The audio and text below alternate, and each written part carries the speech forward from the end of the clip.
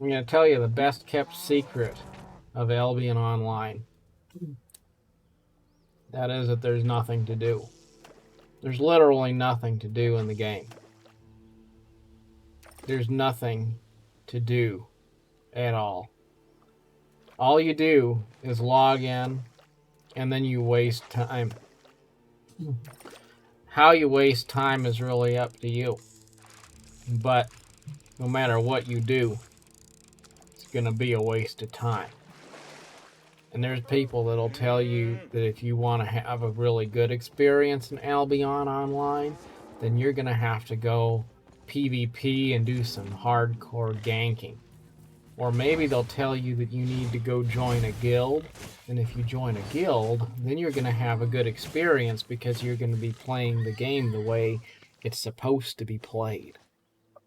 Or maybe they'll tell you that you need to have 15 separate characters and every single one has to have their own island, and then you have to have separate premium memberships for each one so that you can basically pretend that you're 15 different people so that you can somehow have more enjoyment than you would have if you just played in a normal way.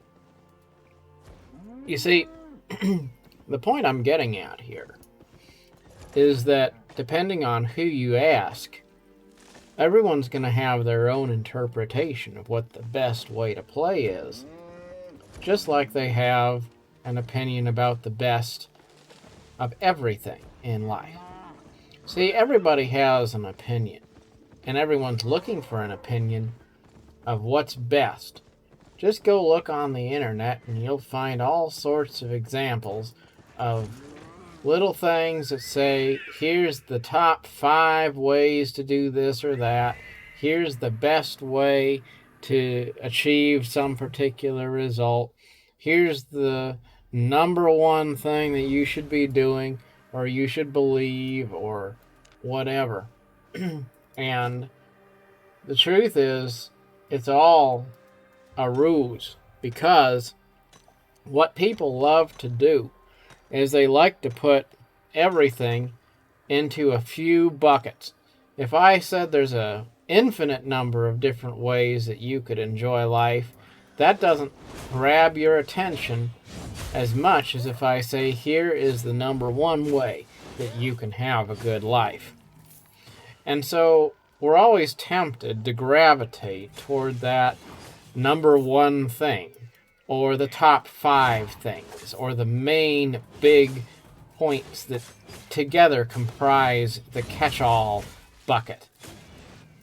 But life doesn't really fit into specific buckets. There's not really just 1 or 2 main points of view to where you can say everybody is either left or right. Everybody's either a liberal or a conservative. Everybody's one thing or another.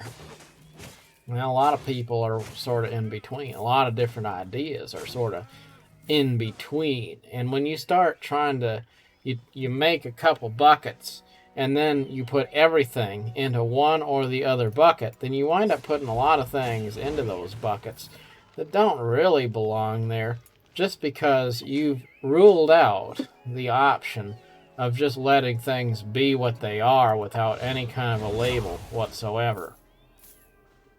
Now, in a game like this, we could just play the game however we want. I never said that I'm not into PvP, never said that I don't ever want to join a guild, but on any given day, I usually don't feel like fighting other players, don't usually feel like going to the full loot areas, and I don't really feel like getting into a guild where I have to start to feel like the game is more like a job than just a casual form of relaxation. But I also don't really need to go out there and tell everyone, here's what I don't do, because maybe one day I want to, maybe tomorrow I do. Just right now I don't. And that's, like even when we talk about are people good or bad, you say people are good and then you say other people are bad because of certain reasons. But the truth is, you can have good people because they're doing good things, and then you can have them do bad things. And the fact that they done good in the past doesn't make it okay that they're doing bad things now. So if you were going to be honest and fair, you'd say everybody's got a little bit of good and they got a little bit of bad. And depending on who you ask, the definition of each is a little bit subjective. But at the end of the day, people are good when they're doing good things, and they're bad when they're doing bad things. And if that means a bad person, if they decide to change their way, can be redeemed by changing and transforming. And a person who's good can't use previous good deeds as an excuse or a get out of jail free card when they start doing things that are wrong or harmful to other people. And that's just maybe a little uncomfortable because we like to think everybody fits into one of those permanent baskets. And yet the truth is that you can't say here's one bucket of old people and one bucket of young people, because truth is young people eventually become old people. And old people die. And when we die, we go back into the earth. And then new life, which is young, arises from the dust and the dirt that we return to. So there is a cycle. So if you imagine that all things are permanent and unchanging in a universe which is defined by change, then you're going to be real disappointed, because you're acting as if the world is permanent and rigid when it's actually fluid and evolving. And you expect that you can make a few arbitrary categories and everything in the world, everything in the universe will fit into those, but it doesn't. You got to just let the pieces fall where they may. And maybe they just are what they are. And we have a whole lot of different extremes that all coexist together. And most of the great answers in life are that life isn't going to be defined by the things we want to measure it up against. Things we think should take a little while often take a lot longer. Things we think are purely bad are often a mixture of good and bad. And whether we agree with it or not, the universe is unfolding the way it should.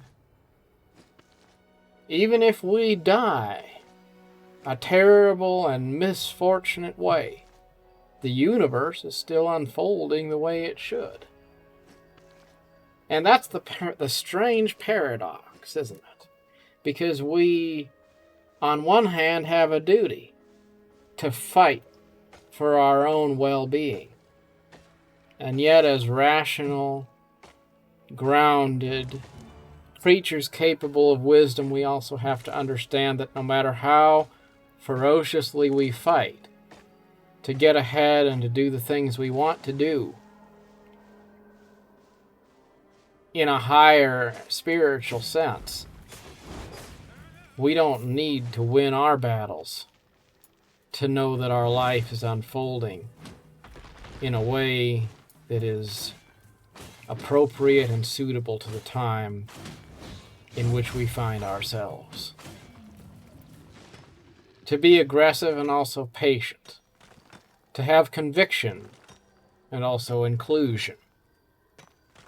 To understand that we always need to have conviction and we need distinctiveness, but we also need to embrace the spirit of not being too certain that we are right. That's pragmaticism, and ultimately, that's something we should all strive for. Till next time. Thank you for listening. Bye now.